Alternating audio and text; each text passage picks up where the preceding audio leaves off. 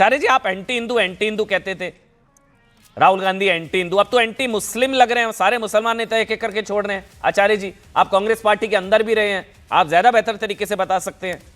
Anti Hindu कहते थे, anti Muslim लग रहे हैं। आचार्य प्रमोद कृष्णम, वो एंटी हिंदू, एंटी मुस्लिम या एंटी क्रिश्चियन या एंटी किसी और कम्युनिटी के उन विरोध की बात की जाए, ये विषय अलग है।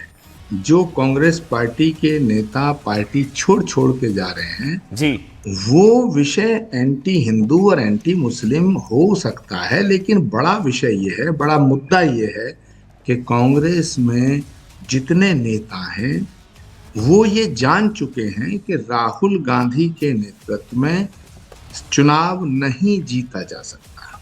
जो बात कुछ दिन पहले मैंने उठाई थी, जो बात कुछ दिन पहले शशि थरूर ने भी उठाई थी, जी, जो बात कुछ दिन पहले जितिन प्रसाद ने, आरपीएन सिंह ने, अशोक चौहान ने, है ना, इन सब ने उठाई थी, वही बात आज सब कर रहे हैं।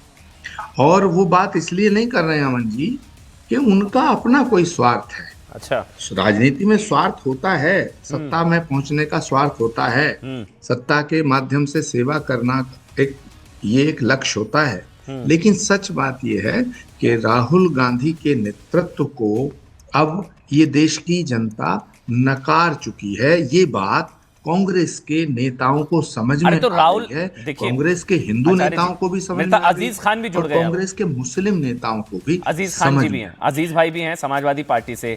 अजीज भाई, ये कांग्रेस से मुसलमानों का मोह भंग हो रहा है या आपको कुछ और नजर आ रहा है, या वैसी बड़े, आपको तो अच्छा लग रहा होगा कि आप तो चाहेंगे मुसलमान हमें वोट दे भाई, आप तो चाहेंगे अखिलेश ज्यादा बड़े नेता हो मुसलमानों के, लेकिन कांग्रेस में क्या हो रहा है? ये जो इस्तीफे हैं, राहुल गांधी डरपोक, इनसिक्योर, तानाशाह, एरोगेंट, ये कहा शकील अहमद ने, इससे पहले नसीमुद्दीन सिद्दीकी, मोहम्मद मोकिम, शकील अहमद, ये सारे तो एक एक करके सारे नेता, कांग्रेस से क्या मुसलमानों का मोहभंग हो रहा है?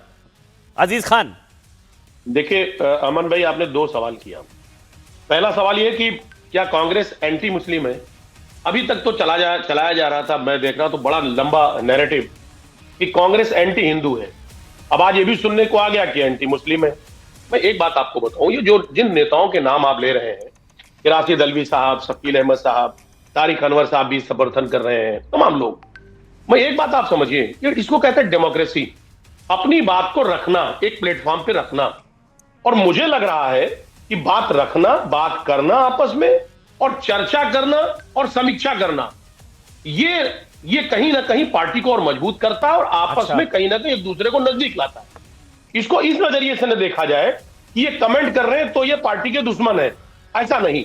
और रही बात आपने जो मुस्लिम की बात की कि मुस्लिम वोटर जो है वो ओवैसी की तरफ जा रहा है और तमाम बातें, एक बात आप समझिए, उत्तर प्रदेश में कई सालों से ओवैसी साहब चुनाव लड़ रहे हैं, उनके वोट परसेंटेज आपने देखे हैं कि 0.2% लाना भी उनके लिए मुश्किल हो गया था।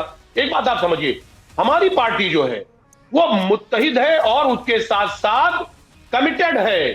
हिंदू, मुसलमान, सिख, ईसाई, हम किसी को बाइफरकेट नहीं करते, हम सामाजिक समरसता की बात करते हैं और हम कहते हैं इस मुल्क का विकास हो, इस प्रदेश का विकास हो, उस विकास को लेकर के हम लोग काम करते हैं। हमारे नेता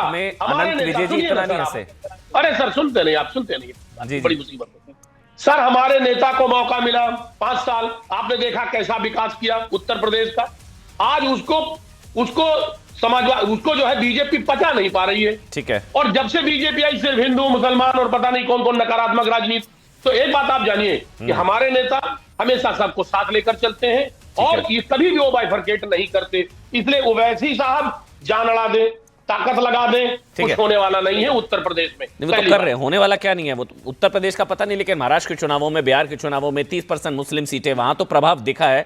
अब शादाब जी भी हमारे साथ जुड़ चुके हैं, वो मेरे ख्याल से बेहतर तरीके से बता पाएंगे कि ये तो ओवैसी का उदय है, इसीलिए कांग्रेस में भय है, ओवैसी ज्यादा बेहतर तरीके से कर पा रहे हैं मुस्लिम सीटों पर। लेकिन पहले अजय आलोक और अनंत विजय पूरी डिबेट में इतना नहीं हंसे जितना आप बोल रहे थे, पता नहीं क्यों इतना हंस रहे थे, वो बताएंगे अनंत जी। लेकिन पहले एक बार अजय आलोक आप बोलिए, अजय आलोक, फिर शादाब भाई में आ रहा हूं।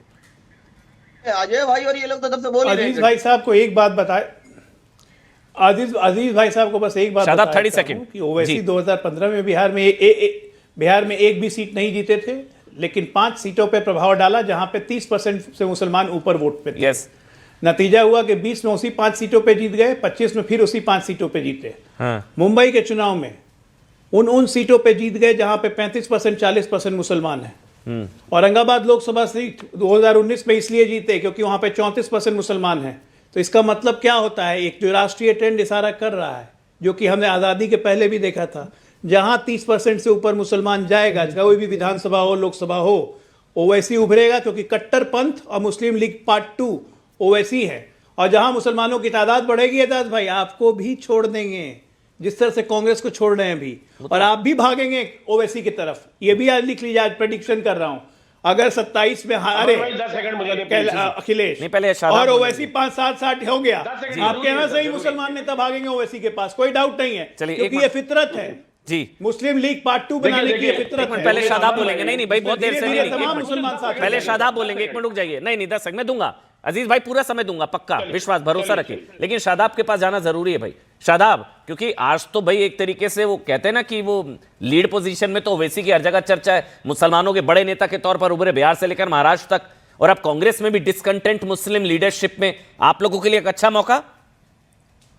शादाब। अमन जी, सबसे पहले मैं 140 करोड़ देशवासियों को गणतंत्र दिवस की हार्दिक बधाई देता हूं। शुभकामनाएं, बधाई आपको भी।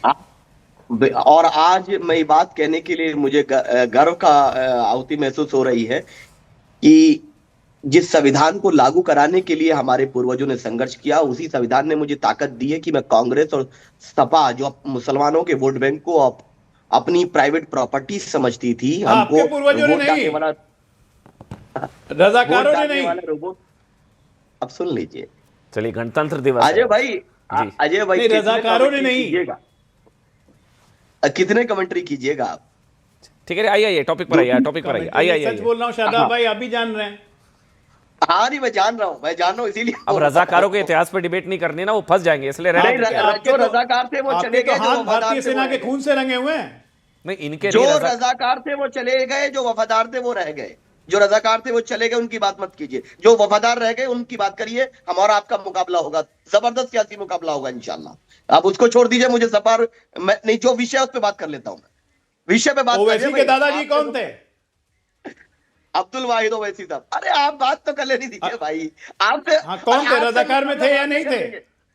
रजाकार के कमांडर थे या नहीं थे? भाई ने टॉपिक रखवा लीजिए, वो अमन भाई ने वो टॉपिक रखवा लीजिए। आप क्यों बीच में? बोलिए ज्यादा भाई, बोलिए। चलिए, नहीं फंसाऊंगा आपको, नहीं फंसाता, बोलिए।